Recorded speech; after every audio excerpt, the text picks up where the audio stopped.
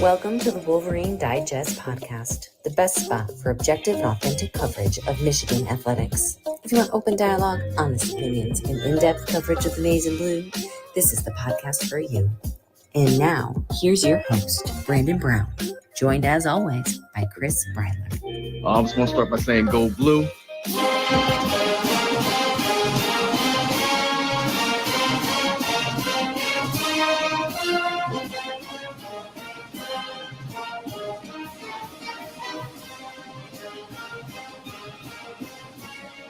And we'll fade it right on out, and we are back. And Chris, I mean, it's been a week. I see people in the comments already like, oh my God, they're back. I needed an episode, and joked with you a little bit about like, dude, do we remember how to do this? But it has been nice to take a little break. And again, I mean, there's been stuff going on. Clearly, we'll get into that obviously, but yeah, without games to talk about in the immediate future, it's been nice to have a Friday night to yourself, have a Monday night to yourself. And now here we are back on a Wednesday. Feels good. Excited to do the show. But I mean, have you capitalized on the free nights here the last couple of weeks? What's been going on? Yeah, I mean, I've certainly gotten in a lot of rest and relaxation. It's been, just kind of nice. We had one of my kids was homesick for a couple days, so was able to take care of him, and wasn't at soccer. So long story short, it's been nice to just sort of take a week and breathe. But one of the things I realized during this time is that the high from winning a Big Ten championship and all of that, and knowing you're going to the college football playoff, like as soon as that wears off and there's like this 1 month lull between when the next college, like it reminds me of how much things suck when college football is not around. Like I hate when you can't sit, even when we're not doing anything on the weekend, like can't sit down and watch a football game. Like not having college football is pretty difficult to deal with. So very, very thankful that we're going to make our way out to Pasadena here in less than 20 days. Very excited for that. Brandon, are you packing your sunscreen and your banana hammock? Are you ready to soak in Pasadena in all its glory? I'm excited for it, dude. You and I talked about it on the phone a few days ago. Just about the lore of the game, the stadium, the backdrop, Michigan, Bama, the last one that'll kind of feel like this for a while. Just so many things. Like, I mean, yeah, dude, you and I are the same age, almost exactly. A few months apart is all. In our Michigan fandom runs deep. Obviously, it goes back a long time, and it's just, dude, the Rose Bowl and the pageantry and how amazing that's going to be. So, yeah, I could not be looking more forward to the trip itself. Didn't love the dent on the old pocketbook, but it's gonna be a time. It's gonna be a time, and I am really looking forward to it. I will be bringing sunscreen. I'm pretty sensitive to the sun, as you know, and. Indeed. Banana hammock, we'll see. Haven't really been in the gym. I checked the weather. I wasn't sure what to expect. I know Pasadena's a little more nice, right? A little more. No, it's like high 60s, low 70s. Like it's optimal operating temperature for guys like you and I outdoors. If it gets anything north of that, I start to run a little bit hot. My engine gets a little bit hot, and once the sweating starts, this, Brandon. Once I start sweating, there's no stopping it. And so high 60s, low 70s, a nice breeze out there. I mean, everything about this game, from the weather to the venue to the teams that are playing in it, the coaches coaching, like everything just feels perfect. I took a shower today and went out to lunch and felt like Costanza, dude. The shower didn't take, just sweating. I know you know what that feels like. Running a little hot on a cold day. You got to sometimes. It just happens. I'm sitting in front of the fan, just trying to get some air onto my skin. But no, it's definitely something I'm looking forward to, and I just can't wait. I mean, yeah, the game is still a little ways off, and we've talked about it a little bit. I put an article up the other day about the 3 most important guys, and there's probably 15 you could pick. Yeah. But it is fun to kind of start thinking about the game a little bit. It's still a ways off. I think the first round of, the Ego electric lawnmower ball cap mayonnaise bowl starts this weekend, but That's football, at least. Oh, that's what I was going to say. I'll take it. I'll gladly watch it at this point. That's exactly what I was going to ask you. You're not as big of an NFL guy, so this lull is probably pretty rough. It's killing me. I live and breathe for college football, and when college football isn't around, like, I'll seek out other things to try to fill the void, but it just doesn't do it for me the way that college football does. Yeah, and I mean, when you got our Lions losing to the Bears, it's just not. What's going on with you Lions fans over there? I see people like I'm not going to get too far off on this because we got enough to talk about Michigan wise, but I'm real casual when it comes to Lions fandom, and I know that there was a lot of excitement about the team through the first part of the season, and now I see like people on social media freaking out about what's going on with the Detroit. Aren't you guys 9-4? Right. Yeah. Record still, one of the top records in the NFC. I think are you leading the NFC North? Like, it feels like based on where things have been, if you are a Lions fan, you would still be over the moon about where the franchise is right now. But I see like freak out mode, the panic button being pushed. It's weird.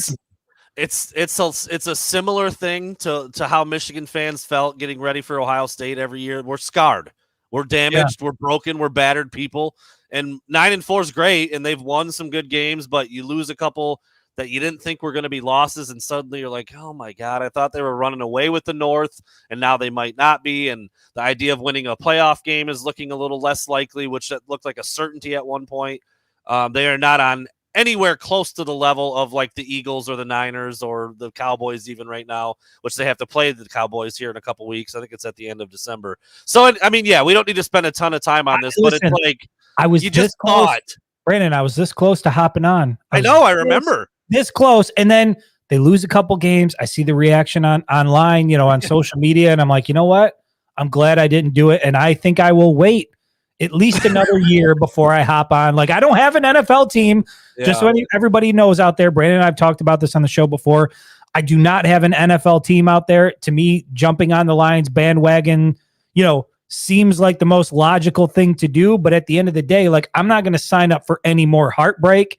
So until they get their shit together, like, I'm just going to sit back and watch. Yeah. And from a football standpoint, it feels like their offense has been figured out a little bit, and they're hurting on defense. They got a lot of injuries on defense, and everybody's hurt right now. That's not the only excuse you can go with, but I don't know. Anyway, they lost a couple that they shouldn't, and now you're thinking like, damn it, that record that looked like they were going to get like 12 or 13 wins is probably a long shot now. But anyway, I digress. Talk Lions just a little bit as we're waiting for the Wolverines to pick it back up again, but it is a bit of a lull. I just was eliminated from fantasy football, so that's awesome. Nice. So now I don't even really have that now. Now I'm betting on, good Lord in heaven, I bet on the Pistons game tonight. They are embarking on the potential longest losing streak in NBA history. I think tonight would be 21 in a row, if I'm not mistaken. Yeah. Okay. Yeah, that's what we're doing over here. That is a far cry away from, I mean, dude, I remember, watching the NBA finals, Chauncey Billups, Rip Hamilton, Ben Wallace. Like, I was in the thick of it. And then, I just kind of departed, and I don't know what happened to the Pistons. Was it? I don't know what happened. 6 years in a row, I believe they made the Eastern Conference Finals. Rasheed Wallace. They were the had a little bit of Corliss Williamson in there. Antonio McDyess. McDyess. Come on now. Wow. Yeah. So anyway, that's where I've been at. And I'm betting, dude. Not only am I betting on the Pistons tonight, I'm betting on a couple guys to score the under. Like, it's the most depressing bet you can make. Like, you want guys to not score points. And anyway. All right, so it is Fan-Led Wednesday. Chris said before we start taking questions, and I saw a couple come in. Patrick McCreary, I see your question. That's a good one. There was another one up here that I thought was pretty solid. It was another Michigan question. I'll go up and try to find it. But Chris had something he wanted. Oh, actually, let's do this first, Chris. The toy drive with Blake Corum. Did we talk about that before, or was that after our last show? We did not. Yeah, that was after the last show. It was over the week.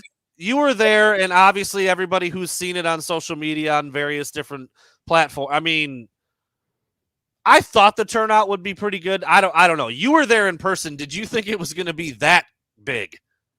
No, I did not. And thank you, Penny, for bringing that up because we can talk about it for a minute. Yeah, I thought a lot of Michigan fans would show up because obviously anytime you have the opportunity to interact with somebody like Blake Corum or some of the other players, I thought it would bring out Michigan fans. But first of all, I haven't been to the Somerset Mall in about 10 years. So it's been a minute since I've been over there. And when I got over there, I quickly remembered how big the mall is. There's like a north end of it. There's I think it's north and south or whatever. It's on opposite sides of the road there. I walked through where people were sort of lining up, and like, if you've walked through a big mall before, like, you come in like through the Macy's and you walk the entire, like the line was from the center, like the hub of the mall, all the way out one door. And then it wrapped around and it went all the way to the other side of the mall. And there were thousands of people with toys in hand that were waiting to have an opportunity to get on stage and shake hands and take a picture with Blake Corum. And, talked about this a little bit going into it. I mean, I think NIL gets a bad rep. I think people, look at what's going on in college football and they sort of have a bad taste in their mouth. They think it's, it's slimy and it's just, it's people making under the table sort of deals to bring certain recruit, like what Blake Corum did and what, quite frankly, other Wolverines are doing. Will Johnson, Samaj Morgan, Mike Sainer, still like all these guys, like this is NIL done the right way. And if you were there and you took part in it, you could see just how incredible it was. It was moms, dads, brothers, sisters, kids, like everybody came out to take part in this thing. And I think it was probably one of the most incredible things I've seen and been a part of outside of the actual football games themselves, just to see Blake Corum on stage working the microphone. His girlfriend was off to the side. Like she's got a kid's book that's out. She was talking with families and had the opportunity to present her work. And it just felt like a really big family atmosphere. At the end of it, Blake Corum like led everybody in a, hail to the victors, and you had like thousands of people in the mall singing it. Overall, it was just an incredible event put on by Champion Circle. The National Guard was a major sponsor there, and it just felt like, and I think Blake Corum said it, it was like the definition of community. It was the definition of bringing everybody together, and it was just really cool to see it and be a part of it. As small as it was neat to be there. Yeah, I mean the footage from it. I mean, just like you said, the line itself was wrapped around, and I know. Yeah. I mean, it went on for like 8 hours or so. It was long. It was like all day. It was long. I got there at 9 a.m. I think they started lining people up at like 10, and I think Blake was on stage until about 1 or 1:30, if I remember correctly. But I mean, you're talking from what I saw from Champion Circle, they brought in 25,000 toys, 25,000 toys for the Detroit Rescue Ministries, which that's a lot of shit.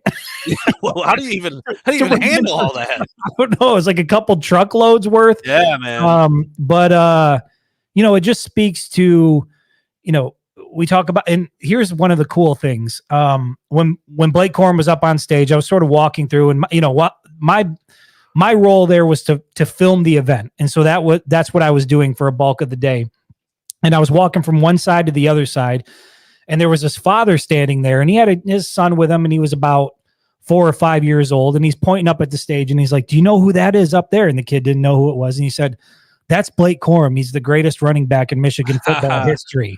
And to me, it was like, struck me weird a little bit at first, but then I was like, that's actually, might be accurate. It could be true. And like, it sort of changed my whole perception on what I was seeing there. Like looking at Blake Corum up there, leading a chorus of thousands of people. And it's like, that guy could very well be the greatest running back in Michigan football history. And here he is on a Saturday leading a toy drive. You got thousands of people coming through, and previous players, like they didn't have the opportunity to do that. That just wasn't a big part of what their playing career was. And for Blake Corum, clearly he's made a that is a part of who he wants to be at the University of Michigan, how he wants to be remembered. A part of his legacy is not just what he did on Saturdays, but what did he do for the community? And I think he's done quite a bit for the Michigan community. Super cool. Super, super cool. He's gotten a little bit of national notoriety already over his course of time in Ann Arbor with the turkey stuff on Thanksgiving. Yeah. And I mean, this is his biggest event he's ever had. I mean, I don't think it's probably close. Everybody, like even the people that were running it, there was a point where you sort of looked around and you were like, holy shit. Like, yeah, that's wild. We expected a lot of people. This was more people than we expected. So shout out to the Michigan football community for coming out, showing out, bringing a toy. I mean, again, it was the definition of a community coming together for a great cause. And it wasn't like, I mean, it's not like these things are like ridiculously marketed. It's mainly like social media and like Blake kind of, putting it out there a little bit in word of mouth. It's not like it's big commercials run on TV. I think maybe the radio. I don't know if they did any radio advertising, but again, point being, lots of support, tons of success with the people putting it on, and then obviously, people had to show up too, which is cool. So yeah, it was really, really cool to see even from afar just how many people came through. I hadn't heard that number until you just said it. 25,000 toys. 25,000 toys. Wow, man, that's badass. Yeah. So that's really, really cool. So glad you were able to be there for that, and glad it went as well as it did. I know, Blake's genuinely happy about that kind of stuff. You could see it, dude. I mean, he's got the biggest smile on his face you can imagine.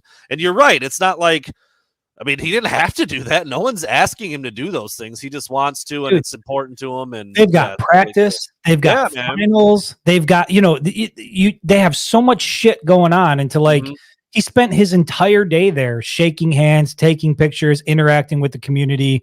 To your point, it's not anything that he has to do, but it's important to him to give back to the community. And it was really cool to see, really cool to be a part of. And, we've talked about Blake Corum a lot on this show, and certainly what he's done on the field is impressive. He's left a legacy there, but who he is off the field and what he means to the Michigan community, I think he's just going to be a guy that is missed when he's gone, but somebody who has, if you are a freshman coming into the University of Michigan next year, like you've got guys like Blake Corum who have laid a blueprint.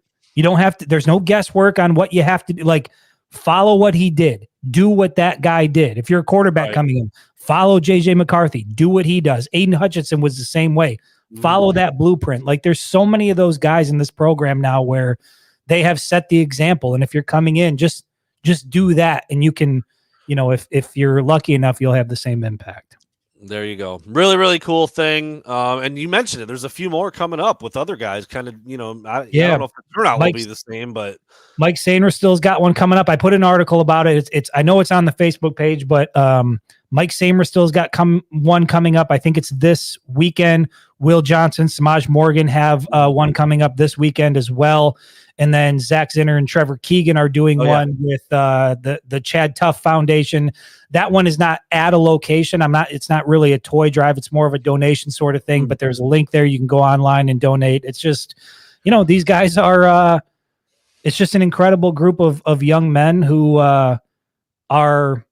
they place an importance and an emphasis on giving back to the Michigan community. It's really cool to see. Yeah. Using their platform in a big way for sure. As I finish that up, I'm just going to put this out there.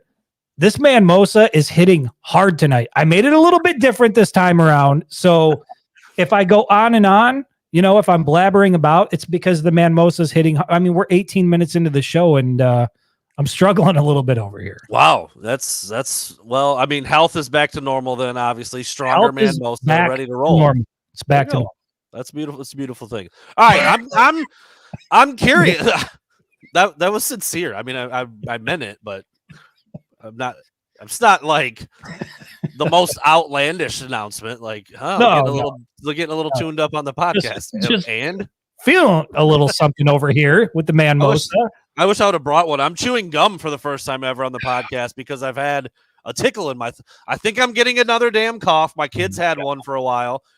And I didn't want to do like a cough drop or something that was going to be clacking around on my teeth. So gum it is to see if I could. 'Tis the season. This is the year where, like, if you have kids, especially young kids, and you send them to school, just anticipate being sick all Yeah. winter because that's how it's going to be. They wipe their nose everywhere. They don't cover their mouth when they cough, like sneezing everywhere. My kids come home sick all the time. They pass it on to us. It's just the way that winters work. Kid got picked up with a fever today. So there you go. Fantastic. Nice. So, all right. I'm curious. I want to hear this question that you've got, whatever it was that you lined up for me. And then we'll get into taking some of these ones from the people because there's quite a few stacked up already. It's good because I want the fans to weigh in on this a little bit. And I was thinking about this and the way the question came up was that you and I think on the last show, our last live show, we were talking about Jim Harbaugh and what a national championship would mean for his legacy. And I think I asked you point blank, if he wins it this year, like, would he be considered the greatest Michigan football coach of all time? And we were pretty much in agreement that the answer was yes, just given, it's a different era. It's more competitive. It's harder to win these days. But there were a lot of people who pushed back on that idea that, well, Fritz Chrysler this and, Bo Schembechler, who never won a national championship, by the way, Lloyd Carr. The Big Ten used to literally be the Big Two and the Little Eight. I mean, it was not what it is now. Well, for anybody out there who rips on Michigan for their non-conference schedule, like it pretty much used to be all non-conference schedule. Like Michigan was the bully, undisputed. Like that's how it was. But I'm gonna put it to you this way, right? Yes, you can't argue history. Yost or Carr, sure, possibly. But I want to ask you this question, Brandon.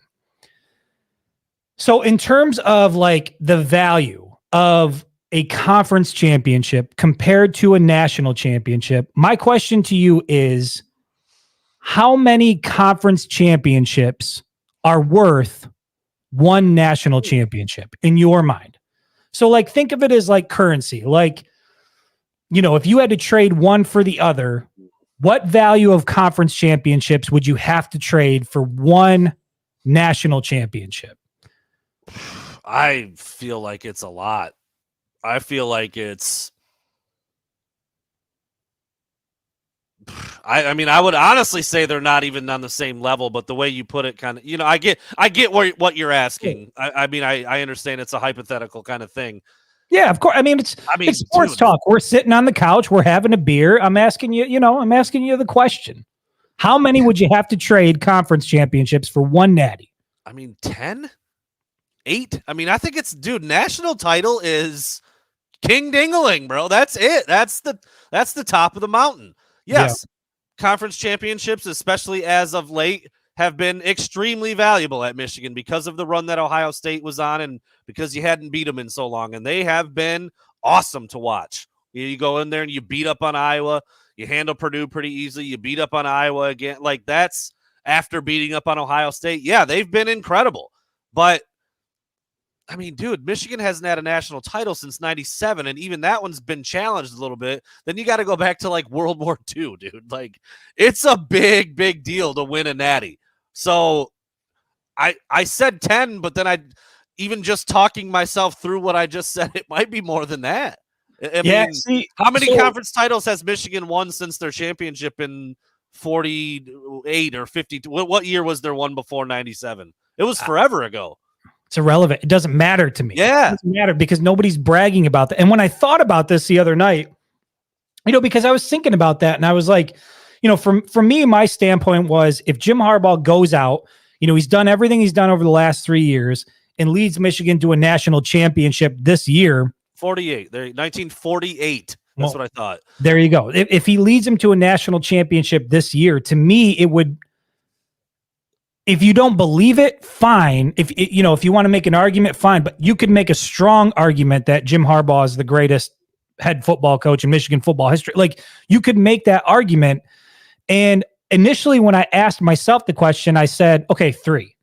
But then I'm like, no, fuck that. I would easily trade 3 conference championships for a natty. And then I really started to think about it. And I was talking with my wife a little bit about it. And I'm like, I would trade 10. Like, if somebody asked me right now, 10, no question, trade that. Yeah.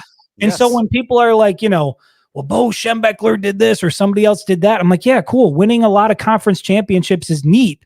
But Bo Schembechler never won a natty. Lloyd Carr has 1. Fritz Chrysler, I think, has 2 national championships. Yost has 6, I believe, if I remember correctly, but that was like in the 1920s. You know what I mean? I don't want to take anything away from what he did, but you look at what Harbaugh's done over the last 3 years, back-to-back 13-0 starts. He's won 38 games over the last 3 years. Winning percentage is extremely high. To go out, beat Alabama in the Rose Bowl, then go win a national championship against either Washington or Texas. I feel like this 3-year stretch, if it ended with a national championship in Houston, I think it would propel Jim Harbaugh to the top of the list. But there were a lot of people who pushed back on that significantly. And I was surprised by that. Like, I understand Michigan's history. I get that they've got a lot of great coaches, but this is a different era of college football. And it's extremely difficult to win a national championship in this day and age compared to like the 1920s when Michigan was king dingling and everybody was like trying to just keep up. You're playing the school for the deaf, or you're playing whoever the hell else you're playing. Like, that was what it was like back then. So, I'm trying to give Jim Harbaugh his flowers here because I think what he's done over the last 3 years is incredible. Yes, Big Ten championships are awesome, and Bo Schembechler won 13 of them, and it's incredible, but he never won college football's top prize. And I think if Jim Harbaugh brings that home, he's got to be in the discussion for being the greatest of all time. He just has to be. Yeah, I don't really know how you could argue against it. I mean, maybe I don't know. Maybe if you don't want to put him number one just yet, but like to just say he's not, I don't get. So I don't who is that? Is it Yost with the 6? Is it Schembechler who never won one? Is it Lloyd Carr? It feels so hard to. It feels so hard to defend a resume and a list of accomplishments like Yost. It's not like it didn't happen, but it's like it's not even the same game. Right. Let me ask you this. Let's go ahead and give Tom Harmon 25 carries in the bowl game on the first. How do you think he does? I mean, not good. Right. Not good. And I love Tom Harmon. It's old 98. I get it. Respect our veterans. Love it. Like all that, but he's not going to be very effective in today's game. And that's what I'm saying. The athletes are bigger, they're stronger, they're faster. It's a different game. There's more parity in college football now than there was back in the 1920s. So like I guess that's where I push back a little bit. I can see somebody in the comments saying it's Lloyd Carr right now, but if Jim wins it, like you tell me who's above him. Who's above him? Yost? Championships matter, sure they do, but I don't know. What's the value of a championship in 1920 versus 2020? Right. It's hard to do that. I mean, you hear that with everything, like, the Jordan era versus the now play. I mean, it's just like, Jordan would never be able to play now. And he probably would, but how many points would Pistol Pete average in today's NBA? Okay. Well, since he was about as good as Luka Doncic, 35. No, point taken. I think Pistol's game translates pretty well because he was sick with the handle and he could shoot it from everywhere. But the point, it's this discussion. Like, there weren't players that were 6'9", 260. Kevin McHale in today's game with 50-inch verticals like LeBron in 1980. There weren't any. I think Pistol Pete would light it up today too. He's Steph Curry, but he's 5 inches taller. Come on. And he's dripped out, son. I'm the same way as you, Chris. Like, I'd have to take like a history lesson to really learn about what Yost did. I mean, I'm not taking a shot, but this was like 70 years before we were born. I mean, It was just a really long time ago. Nobody commenting in here ever watched a Yost team play. Okay. Like, so there's that to start with. And it's just such a different game back then. And no, I understand. I saw somebody up there. Well, and this is an argument that I, as a Michigan fan and supporter, have always used too. When Michigan spouts like the winningest, and everyone's like, well, yeah, but that's only because other teams were playing back then too, and Michigan still has more than them. So it's got to count for something. I understand that. But when you start ranking people who weren't doing it at the same time, that's where it gets tricky to me. So for you, so trade value for conference championships to Natty is 10-1. That's the trade value. I mean, it might even be more than that. I mean, like, Yeah. like I said, if you count Lloyd Carr's title in '97, which on the books is a shared title. I know Michigan fans don't want to hear that, but it is. And then you have to go all the way back to 1948 for the next one. And we just watched 3 conference titles in a row. I mean, like, and they've been incredible. They were great. They have, and they're not easy to come by. We saw that for 20 years. They're not easy to come by. But like I said, I don't have it in front of me. It wouldn't be that hard to look up. But how many conference championships did Michigan win from 1948 to now? It's probably like 30 or so. I don't know. It was a lot, And so for the titles, I mean, if you wanted to do it just off the math, how many titles have they won in that stretch? And then there's your number. It's worth however many Big Ten titles they've won during that same time frame. Point being, if Michigan wins the national championship this year and Harbaugh has the 3 Big Ten titles and a natty attached to his name, he's beyond Carr without question. I mean, correct. And then if you want to talk about Shem Beckler never won a natty. And then if you want to go back to Yost, to your point, nobody in here watched Fielding Yost coach a football game. We just didn't, So do I want to give him credit for 6 natties in the 1920s? Sure. But I also have to acknowledge that it was a different game back then. And Jesus Christ, let's do the reverse. Put Donovan Edwards on the field in the 1920s as he is now. And what kind of numbers do you think he's put? Put Blake Corum back there. Yeah. You're talking about 400 yards a game rushing. I mean, Colston Loveland would be the largest offensive tackle in the country. They wouldn't know what to do with Roman Wilson. They'd be like, what the fuck was that? Did you see how fast that was? It was a blur. Yeah. Can they also wear their current uniform against those guys? Because they'd all die. We'll just throw that out there too. Just incredible air helmets that would survive a car accident, just blasting into leather straps. Listen, Rob, that was the 1900s. That was a common name back then. Yeah. Fielding. Wild.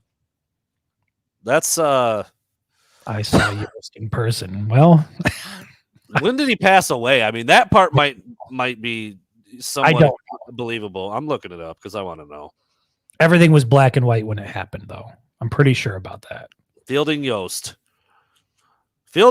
died. He died in 1946. That was a minute. Yeah, okay. I mean, tile fire. That sounds like you might be that old, I guess. If you're being honest, cool. Seeing Fielding Yost in person was probably not that exciting, but if you did it, congrats. My grandma was born, so there you go, Eric Miller. I see before my grandma was born. My grandmother was born in 1941, so she was a whopping 5 years old when Fielding Yost died. Not when he was coaching or when he was in his prime, when he died. Yeah. That's a wild question, dude. That's hard to answer. You see, even in here, I mean, this is all Michigan people, and no way. I mean, people calling us idiots, bad take. How can you say that? It's Carr, it's Yost, it's Chrysler, it's Harbaugh's already there. How could it? But that's the question. Okay, so Jim Harbaugh already has a higher winning percentage than Lloyd Carr. So if he adds a national championship to his resume, and it would be undisputed, how could you still put Carr over Harbaugh? That doesn't make sense to me. Now, if you want to try to argue Yost, okay, we can argue, different styles of football or whatever. But to me, Carr would Harbaugh would easily overtake Carr at that point. Can't spell Lloyd. Higher winning. I didn't want to go there, but it's don't funny. do that. Don't do funny. That. Yeah, no, I'm with you. I have Harbaugh ahead of Carr now. Just off these last 3 years, 3 outrights, never been done. I love Lloyd Carr. That was my heyday of being a Michigan football fan, was watching Lloyd Carr, work the sidelines. Big fan of Lloyd Carr, but I've got Harbaugh over him slightly. Matt Kirby, I understand Tom Harmon, great American hero. I'm saying, dude would be. I'm not going to say it. I'm not going to finish the joke because it's too disrespectful to a Michigan legend. I'm just saying he wouldn't translate very well. That's all I'm saying. Yeah. I think that's fair. I don't know. I was gonna finish the joke, but it just doesn't need to be made. It doesn't need to be made. Respect. I don't need to take a shot at Tom Harmon tonight. Okay, that's where I'm at. That's not what we're doing here. No. He was a badass. So if you read his resume, Dude, the guy survived 2 or 3 plane crashes. I mean, lived, had to go through the jungle. He was legit. He was a real one. He was the first overall pick in the NFL, and I didn't realize this. Here's the point, Mike. Dude would be a stud now with nutrition. Yes, that's part of what I'm saying. He didn't have nutrition. He didn't have sports medicine. He didn't have all the advanced. He was that guy then. Yeah, if you take him now from the time he came up and you could grow Tom Harmon in today's era, that's a totally different argument. That's the point that I'm making. Right. He wasn't that guy back then. But I will say, I didn't realize he was 6'1", 200 pounds. I thought he was smaller than that. So that's big dude. That's not a small guy. I might have to war hero, actor, incredible football player. Dude did everything. Just an all around Tom Harmon, Fox. To put it bluntly. Wow. So maybe he would be more effective than I thought. Maybe I didn't give him enough credit because he could clearly run, and he was bigger than I thought. So maybe I don't know what I'm talking about. Fritz Fielding Yost, best coach ever. There you go. Doesn't matter. Eras don't matter. I just can't get behind that. I just can't do that, Brandon. I can't either. I'm not that way either. Was there Kevin McHale slander earlier that I caught for a quick second? I asked, how would Kevin McHale fare in today's NBA? Probably not well. I would love to see him guarding Giannis. That'd be a nightmare. Tom Harmon could certainly run 15 miles an hour. There's no doubt. Yeah. I don't doubt that. Top end speed was probably there, but Thank you, Mike Rogers. I liked it too. I almost didn't say it, but it felt right. Yeah. That should be on a shirt. I'd wear that shirt. 98 on the back, Tom Harmon on the front. Have we even we're 37 minutes in. Have we taken a fan question yet, or have we just took one about the Blake Corum toy drive? That was it. That's right. Yeah, we did. That was it. And I just answered CJ's. Could Tom Harmon hit 15 miles an hour? There was a good one earlier. I can't remember where it was. It's way back, but I'll just bring it up. Chris, again, if you believe the pay sites, isn't the contract about 6 years old now at this point? It's been sitting there ready to be signed for a long time. It's imminent. The signature is coming.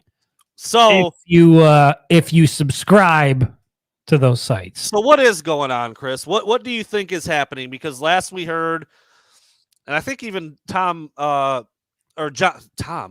Bacon, his cousin John Bacon. I was almost calling it's Harmon's. I got Tom Harmon on the brain. Who's the famous Bacon? Kevin Bacon. Kevin Bacon. That's right. 6 degrees to Bacon.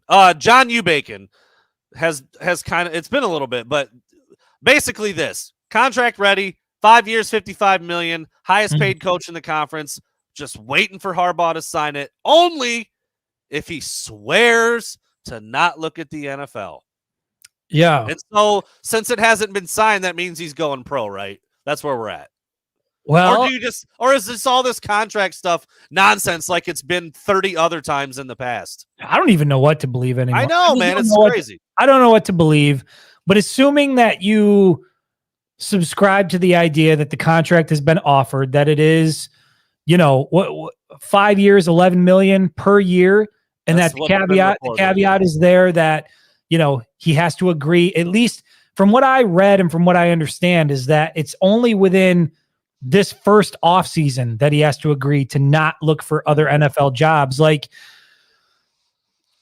I go back to what Harbaugh said the last time he looked around, and that he didn't apologize for doing it. He referenced how close he got with San Francisco. He made sure that he talked about, that itch is still there, that question, he asks himself that a lot. And I think none of us really know who he is, but if you understand how competitive people are, and if that's something that's in your mind, it's not just going to go away.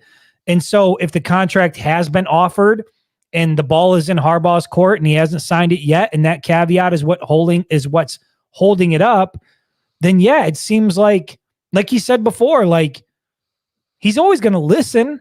Yeah. Like, you're always going to listen if people want to make you an offer. It doesn't mean you're going to take it, but you might want to listen and see what people have to say. And if there's still any part of him that exists that is itching for another shot at the Super Bowl, that wants to go back and win at the highest level, at the professional level, like I don't know how he could sign that. And so to me, that's the only thing that, assuming a contract is out there, the only thing that's holding it up. But again, like, I don't even know, man. I don't even know what to believe, because we've heard now for months, to your point, from the pay sites that, signature is coming. It's imminent within the week.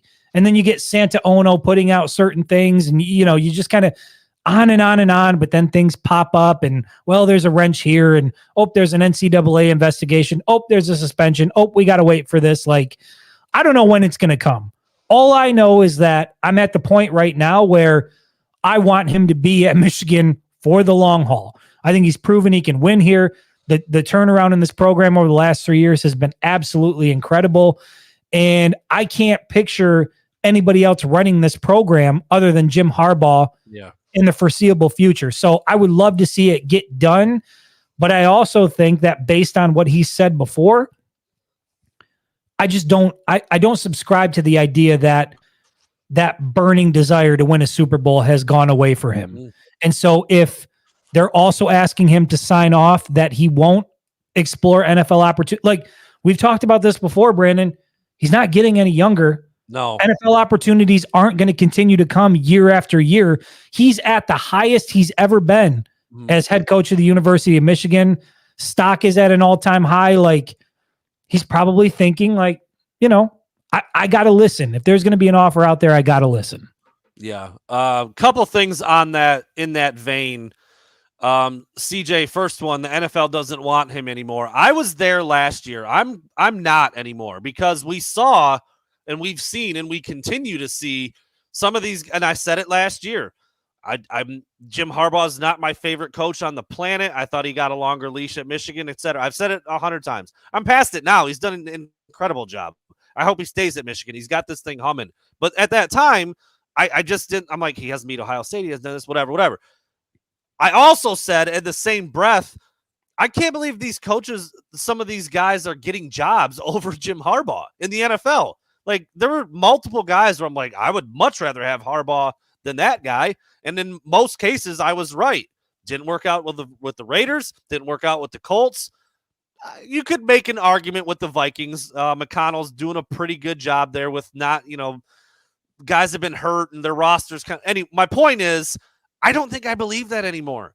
I think there's a lot of people, a lot of teams who tried, let's try the young guy. Let's try the guy coming up. Like, dude, if you go hire Jim Harbaugh, he's going to win games in the NFL. I don't think there's any question. I don't think there's any debate. I know he's been away from the league for a while, but I think you have a pretty proven commodity in Jim Harbaugh, and that's got to be attractive to some of the coaches. And now the Raiders are looking for another coach again. The Colts are going to be looking for another coach again. The Bears are probably going to be looking for a coach again. And we just did this with Harbaugh a couple years ago. Those were three teams that made a lot of sense for various reasons that hired somebody else, and now they're hiring another coach again 2 years later. It's crazy. So I don't know if I quite believe that sentence as much as I did last year, and I was saying it out loud as well. I just said, he is, what is Jim, 62, something like 61, 60? He's right around there. He's a couple years younger than my dad, I believe, so that's how I always keep track of it. But he's still younger than a good bit of coaches in the NFL. Not many, but he is. And if you bring him in, you're not bringing him in for 15 years. Right. I think everybody knows what they're getting with Jim Harbaugh, at least in the NFL, is, the goal is to win and win now. So, it's a 5-year plan with Jim Harbaugh. Yeah. Actually trying to, so he's 59. He will be 60 in 10 days. He will be 60 in 10 days. So he is still younger than 7 or 8 coaches in the NFL. Just at a quick glance, I'm looking down this list. So, I mean, the NFL is definitely going younger with head coaches. There's no doubt. But, dude, Jim Harbaugh is going to win you games. He might piss a bunch of people off in the route, but he's going to win you games. He's done it everywhere he's been. So, Listen, if yeah, Michigan fans know anything over the last 3 years, it's that winning cures all.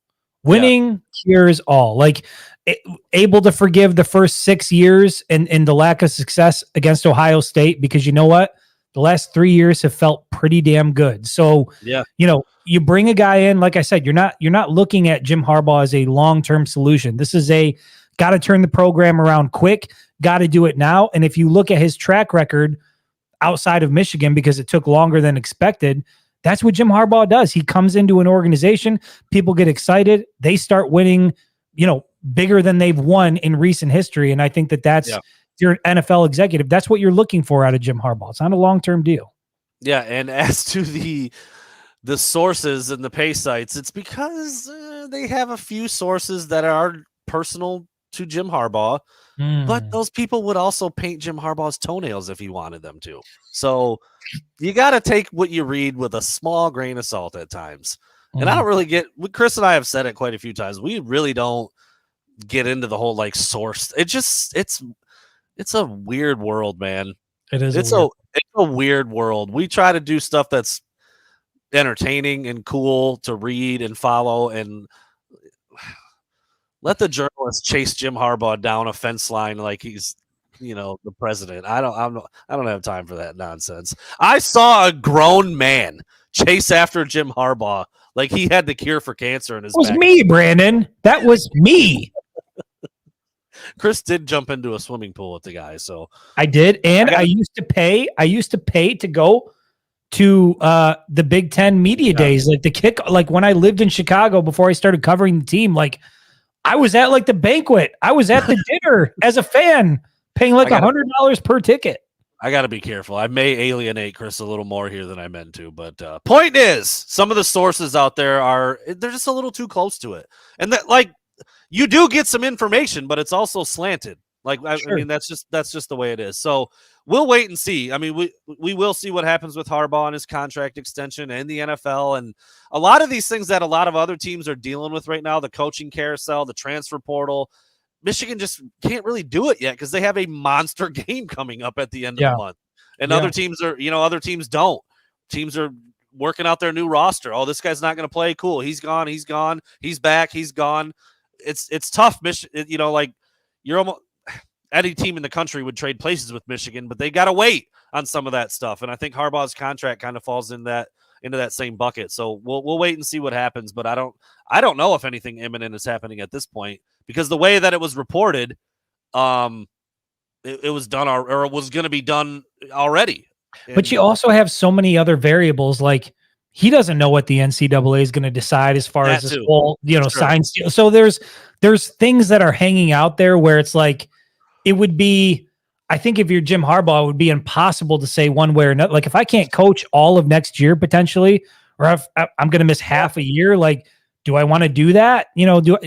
There's a lot that needs to be weighed. Is JJ McCarthy going to be back? What's the roster going to look like? Like, this program is on the verge of going through a huge transition this offseason, depending on what the NCAA does, depending on who decides to declare for the NFL. And I think if you're Harbaugh, you might want to sit back and just see how it plays out, see what things look like. But again, if you're Michigan, how long do you let that go on for? Are you just kind of along for the ride? I know there was a report put out that, Michigan had offered this contract, and the general belief seemed to be that Michigan had leaked this so that they can sit back and say, look, we've done our part. You guys wanted us to offer, we offered. He's got a contract. Now it's on Harbaugh to take some of the heat off of Michigan. Yeah. And another example, too, of waiting and seeing. You mentioned J.J. McCarthy. There are a lot of really good quarterbacks in the portal right now that Michigan just can't really do it. They're picking, Riley Leonard just committed to Notre Dame. And I know Cam, what's his name? Cam Ward. Is that his name? Cam Ward from Washington State. I think that's right. He's in the portal. And there's Texas just had a quarterback. Malik Murphy just went in, and Michigan's kind of they're kind of waiting because Kyle McCord still hanging out there. He has opted not to go to Nebraska. So probably, yeah. And so, yeah, anyway, it is an interesting dynamic with Michigan's game still being more than 2 weeks. So Dante Moore, that's probably the biggest name right there because of his connections back here in Michigan and back home to Detroit. So Yeah, it's an interesting. He had his time. goddamn shot. He had his shot to come to Michigan. Yeah, CJ Stokes from Michigan did jump in the portal. I believe he's still the only one at this point. Is that right? I think so, yeah. Would have been redshirt freshman running back, I guess. Looked good as a true freshman at times. Fumbled, kind of went in the doghouse, and that's really been about it. So, yeah, I think he had maybe 4 carries in all of this season. So, who signed with Nebraska, Brian? I thought it was announced that it looked like McCord was going to, but then he backed off of it, right? Like he did back off, yeah. I don't know if it was last minute or whatever the reason was, but anyway. All right, I wanted to throw this up because Chris Fields did come through with the 20 piece, so definitely want to get that up there. Thank you for that, Chris. Really appreciate it. Speaking of the Rose Bowl itself, don't understand the bets. Bama is 90% of the money, but yet the spread hasn't moved. That is a little interesting. What does Vegas know? 90% results would certainly allow that or force that line to move, you would think. Is it misplaced faith? Is it not a fair ask for us? But does that justify a win regardless of the past results? I mean, look, Vegas is not in the business of losing money, so it is interesting that nothing has happened. If you've got 90% of the bets on Alabama and that's what people really think is going to happen, then Vegas is going to lose their ass. So you would think that they're just letting it sit there because they do feel like Michigan's going to win for whatever reason. And it's not, what is it, 1.5? So that's basically Michigan winning because, I mean, like, that's essentially a pick'em game. It is interesting, Chris. I'm with you. Whenever the numbers are that lopsided, Vegas always moves the line or they do something. Yeah, fade the public. That's what you're supposed to do. That's a lot. That is that's as lopsided as it gets. So, well, like I said, Vegas not in the business of losing money. So I feel pretty good about that. But Vegas has called almost every major matchup this year outside of Washington over Oregon and Georgia over Bama. Every major upset, is that, or major matchup in general. Anyway. Did McCord sign with Nebraska? It's 2 people now saying, or no, that's Brian. No, I think the most recent thing I saw was that he's not going there. It looked like he was going to, and now he's not. Did Dylan Raiola commit? Did he flip? That's like the number 1 quarterback in the country. Was once committed to. Was he? I mean, I know he's got a visit. Last I saw, he has a visit planned out there. I didn't see anything about him signing. From a day ago, Dylan Raiola flipping from Georgia to Nebraska would be a great thing for college football. I believe his dad played at Nebraska, right? Isn't that why they're involved like that? Yeah. Dominic Raiola, former Detroit Lion, by the way. And his uncle is like a position coach out there who just got a pretty hefty raise in his position. So, weird. Yeah, it's weird how that happens. We've never seen anything like that at Michigan, though. I thought that wasn't allowed. And Jim Harbaugh got raked over the coals. Sure did. Anyway, all right. Let's see if we got any other questions in here. Uncle is the OC. Yeah, Raiola hasn't flipped yet, and McCord is not committed there. So, Brian, I'm sorry, buddy. I think you might have outdated news a little bit because both of those things have not happened, or maybe better news than we have. I don't know. Advanced. Yeah, I did. So, Brian, I saw a graphic with Kyle McCord and the big block N, red N in the corner. But then it was an article basically saying he's not going there. Yeah. So maybe, I don't know, did you just see that photo and think? Because that's what I thought when I saw it. But then I read the title and the subtitle a little bit, and it was saying that he's not going there anymore. So anyway, easy to get some stuff confused these days with flip season and all the stuff that's going on. Dude, how about this Raiola flip, though, potentially? Like the way that Georgia fans are responding to it, like trying to figure out if Raiola is just into bigger women, not fat women, but women who are used to working on the farm. Like maybe and Georgia can't offer that. I saw people Charles that were Barkley. like, that's not me. That's Wow. Georgia fans now. I also saw Georgia fans like trying to figure out which flight he was going to be on and trying to disrupt the flight so that the plane couldn't take off because there was like Mendoza engaged. No. That's not me saying that. That's not me saying that. That's coming out of Georgia. That's coming out of Georgia. No, see, no, don't put that on me. No, listen. I think the fact that you're even bringing it up it indicates that the man Mosa is. I saw it. I'm just saying it's crazy how people react when the guy's like, I'm going to take a visit. It's like, well, he must be interested in this type of woman.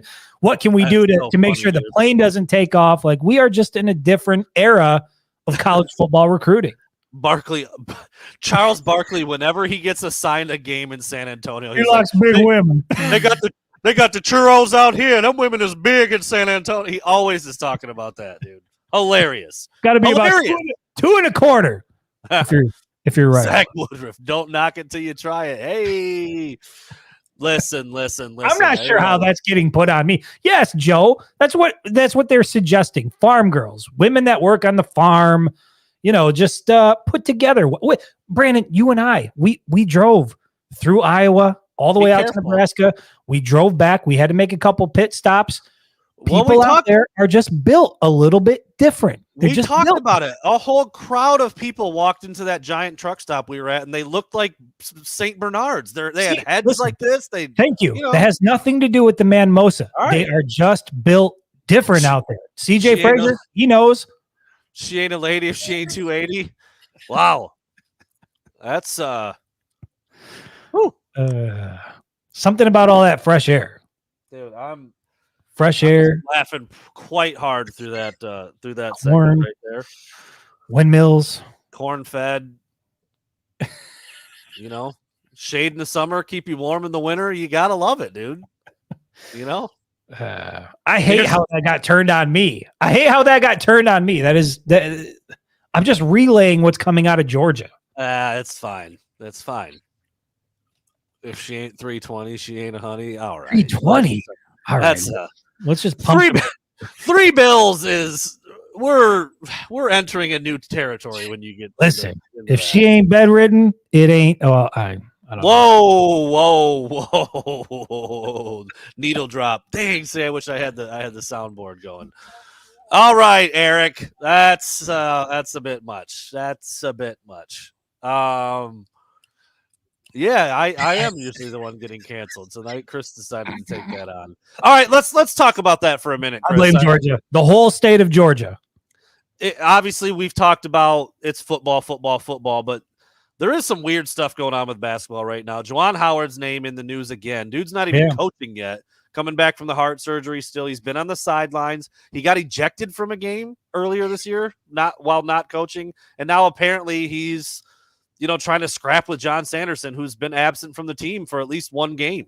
And he's a big dude, by the way. I didn't realize he was as big as he was described as. I know he's a big guy. I've seen him, working guys out before. But yeah, he's put together, big dude. And apparently, whether you Goodman, what's Goodman's first name? John. Or no, I'm sorry.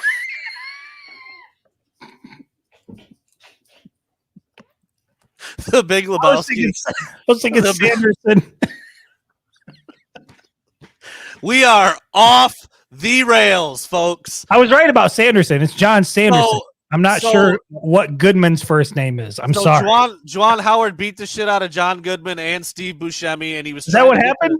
Yeah, he was fighting all the entire cast from Big Lebowski, and no. God damn it! What the hell is Goodman's name? I can see his face. Hold on, Bruce? No, it's not Bruce. No. let me just look it up here. Somebody will throw it out there. I got Jeff. There you go. Thank you. John's cousin, Jeff Goodman. If you haven't seen it, Jeff Goodman went into pretty good detail about what he heard from a source happened with Juwan Howard. And I'll be honest, Chris, it sounded pretty damn believable. Do you want to walk through walk through what happened just in case? Because I've seen a lot of questions come in. Yeah, it's going to be hard to really reel this thing back in. Just walk me through what happened. So with reportedly, Jeff Goodman, according to his sources, he went out and he's speaking it. It's a video clip, so he's not hiding behind what he heard, which I respect. I like that, and that tends to make me think it was closer to true than not. And he has been doing. He's a good basketball source. He knows a lot of different stuff. Apparently, Jace Howard was getting treatment, didn't like something, and you can imagine if he's frustrated. He's been out all year long. He's injured. He got apparently frustrated with a trainer, and then John Sanderson, Camp Sanderson, famed strength and conditioning coach for Michigan basketball, was there during John Beilein's tenure, said something about like, that's why the culture is the way it is around here. That's the quote that Jeff Goodman threw out there. Juwan heard that and didn't like it, probably for a couple reasons. One, because he's the head coach credited for creating said culture. And two, it was kind of like a backhanded, remark at his own son. I can imagine both of those things would make him feel real happy. And he reportedly got into Sanderson's face and things got heated, chest to chest, nose to nose. No punches thrown, no physical altercation, but it was very heated, very aggressive. And that was that. And so whether all of that happened exactly that way or not, Sanderson was not at the following basketball game, which Michigan won, by the way, against Iowa. It was a nice win for that team. So it does lend some, like I said, some credibility to what happened and who it was between. But it's just another kind of example of just weirdness. There's been so many weird things that have happened with Juwan Howard and that basketball team after his first season. And Brandon, that's kind of what I thought, but I also can understand where Juwan's coming from. If he really said what he said about the culture, and Brandon's comment for those who aren't watching that are only listening, John Sanderson is a legend. If you have a problem with him, that's a red flag. I don't entirely disagree with that, but let's be honest and let's call a spade a spade. He's part of the culture too. I mean, dude, you're involved. You are a big part of that team. So if that's truly how it went and that's what he said, that's not great on his part. It's not great that he said it to Juwan's son. It's not great that he said it to a player, period. And then Juwan, for him to kind of step in and either defend his kid, defend a player, or defend himself, who again is kind of the architect of the culture as the head coach, it's not that great. And I see, CJ, you're right. It's not that bad. I mean, little dust-ups happen with teams all the time. But this is just, it's another one. It's like another example of something not looking all that healthy with this basketball team. There's a couple things at play here that I think are worth noting. One is that after what happened in 2022, where Juwan slapped the assistant from Wisconsin, Michigan put the the no tolerance policy. Zero tolerance, yeah. Right, zero tolerance policy. And so any act of violence, anything like that could lead to his firing. And I think the other thing is, if you believe what The Athletic is reporting, after that confrontation happened, Sanderson thought it was serious enough to go file a report with HR at the University of Michigan. And so, yeah, sure. In locker rooms and with players and coaches, like there's always going to be heated exchanges, but it seems like whatever took place went beyond that for a strength and conditioning coach to go file a report with HR. And so given Juwan Howard's track record as head coach at University of Michigan, this instance in and of itself might not be a big deal. But with everything else, when you lump that in, like this is under a microscope now, and people are looking at Juwan Howard as somebody who is a hothead, as somebody who can't control his emotions. And I mean, we saw him get, he was only on the bench. We saw him get thrown out of the game this year. Yeah. I love Juwan Howard. And when Michigan hired him, like everybody else, I was excited about it, thought it was a good fit, was excited to see what he could do with the program. But it feels like every single year has been just sort of another step down from what John Beilein created. And you hate to see it, but this, these outbursts, whether it's with assistant coaches or other coaches from another team, or it's happening within his own locker room, it just seems like it is now become a pattern of behavior that people are aware of. Yeah. It's not a great look. Again, I mean, if you have a clause, basically, because you can't keep yourself in check and you do it again, anybody else, right? I mean, it's like, what are we doing here? And yeah, speaking of Draymond Green, suspended indefinitely for elbow. What the hell was that, by the way? He said it wasn't his intention. He's an idiot. What was he doing? Of course, it was his intention to hit somebody. Like I've never seen anybody make a move like that when you're not trying to hit somebody. Like that is I like how now Draymond Green has gotten to the point that he's such a dickhead that he uses his own bad behavior as his justification. When I mean to do it, I'll admit exactly, it. Exactly. I'm like, oh, cool. That's a good way to defend yourself, you dumbass. So now, anyways, he's suspended indefinitely. All right. So with the Juwan stuff, though, yeah, it's just a bad look. If you've got that clause in your contract, that obviously means you've made several mistakes. And yeah, to your point, I mean, Sanderson's been around a long how many little things he's probably had happen behind closed doors, and for him to formally take it to the HR department, which I don't know if he's ever done that before or not.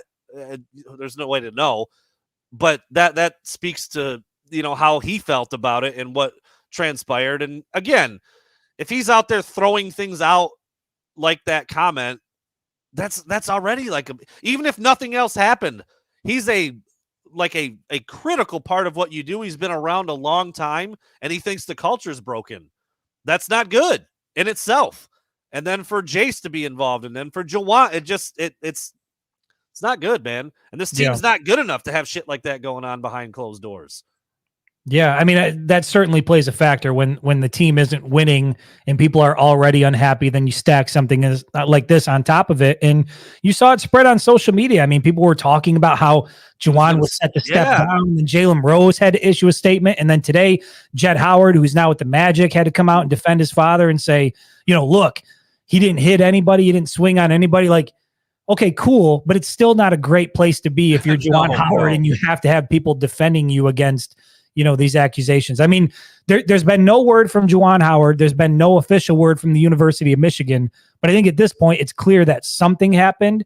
Now it's just a matter of trying to figure out, to what extent did it happen? How bad was it? And then what it means for Juwan Howard moving forward, particularly as it relates to this zero tolerance policy. Like, I mean, do you think, now he's been out for a while. He had the heart surgery back in September.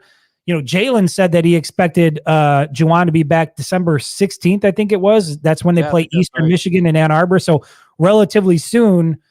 Granted, we don't know much about this situation in particular, but do you think it has any impact on Juwan Howard's future, or do we see him back on the sideline coaching and it's business as usual? I mean, it might. I guess if you it's. So you'd have to determine what exactly zero tolerance means. He didn't hit anybody, but he's chesting up and beefing with somebody on his own payroll now. Like, is that part of zero tolerance? I don't know. Again, the exact wording of however that clause fits into his contract. Does it have, like, that's all kind of crazy. And does it have to be physical contact? Like Juwan, you can get your finger in his face and yell and scream and swear all you want, but if you touch him, you're gone. Like, again, even that's kind of crazy that it's even got to be in there. So I don't know. I don't know what the eventual fallout will be. That's only 3 days away. Yeah, that's this Saturday if he's planning to return on the 16th. So obviously I don't know. I mean, is there a decision that needs to be made? If so, will it be made within the next 3 days, or does it drag on a little bit where your strength and conditioning coach is not around the program still? Like, yeah, that's not good, man. It's just not good any way you look at it. It doesn't really matter whose fault it was, and people I saw someone earlier say, like, well, that's Sanderson's fault. Well, it wasn't Sanderson's fault that Harbaugh punched a guy from Wisconsin and already has a clause in his contract. That would be Howard. Yeah.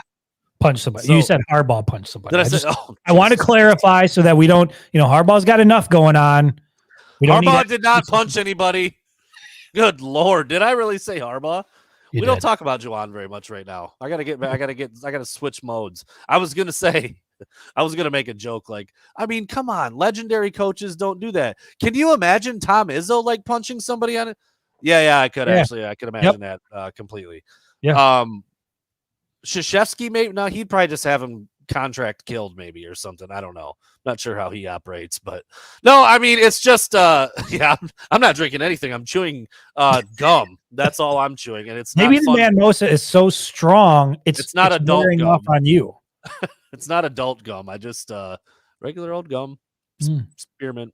I don't know, man. And I don't know if I would say it quite so strongly, But somebody up here, I think it was your average fan, said, and the fact that he can't coach doesn't help either. I'm like, well, that's another discussion because he hasn't been great at the main thing he's supposed to be great at. Yeah. And even recruiting has taken a little bit of a step back. Whereas, when he came out of the gates, he was really the number one class in the country for 1 year. And Yeah. It's been a far cry from that. I remember you and I on this show using him as an example for what Jim Harbaugh should be. I know, dude. Wow. And now here we are, like, it's just crazy. Crazy how time can change things. Yes, Bobby Knight, absolutely. He did. I know he just passed away, RIP. I would put every penny I've ever earned on him striking one of his own coaches in the face. Oh, for sure. 1,000%. For sure. 1,000%. Woody Hayes punched a player on the field. I mean, if you're being mentioned among these guys, maybe some elite coaches. Maybe tone it down a little bit. I don't know. But no, not exactly what we want to be talking about with the basketball program, given the fact that we haven't switched over to it yet because football's still going on. But I don't know. We'll see on Saturday. I mean, I am a little curious. I'm a little curious to see, is Sanderson back? Is Howard coaching? Is Phil Martelli just kind of back to, doing the sideline thing as an assistant? What's that all going to look like? Yeah. So we'll see. Anything else as we get to an hour and 10 minutes? Appreciate everybody's activity in here. Probably, especially for a stretch there. A lot more comments than questions, but we'll take it. We will take it. We got to talk about the Midwestern women. We got to talk about John Goodman on the show tonight, which we normally don't get to do. It was an incredible 1 hour there. Dude, you said it with so much confidence. Well, I was thinking of John Sanderson, but John Goodman, yes, Big Lebowski, but shout out to Roseanne. What an incredible sitcom that was. That was part of my childhood. Calmer, you are. Shut the fuck up, Donnie. Wild, dude. Wild show. That's right, Matt. They do. I'm in that category. And you're out of your element, Donnie. 8-year-olds, dude. Ay. Now, look, sound kayak, if you're going to quote it, you got to get the words right. It's element, not league. It's element. This is what happens. I can't. That's pretty. I won't do it. But you all know what happens. Over the line, another great one. Another great one. 8-year-olds, dude. Over the line. What's that guy's name? Dusty? Mark it a 0, Dusty. It's over the line. I'd have to double check on that. What a show. Yeah. That hour flew by. By. Time flies when you're wasted. I'm gonna go upstairs and eat something. We will be back on Wednesday again. We're gonna continue to this schedule unless we need to come back. I mean, if something crazy happens with Juwan Howard, we will be back.